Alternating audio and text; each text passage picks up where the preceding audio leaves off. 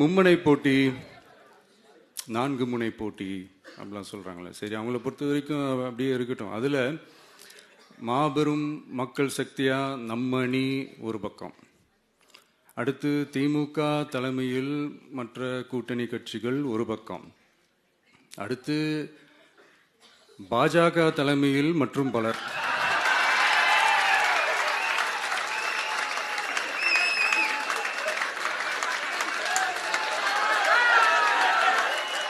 என்னப்பா சிரிக்கிறீங்க? உண்மையை தானேப்பா சொன்னேன்.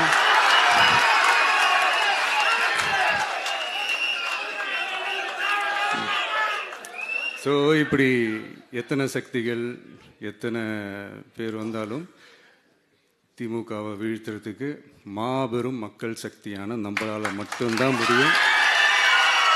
நம்ம டிவிகேவால் மட்டும்தான் முடியும்.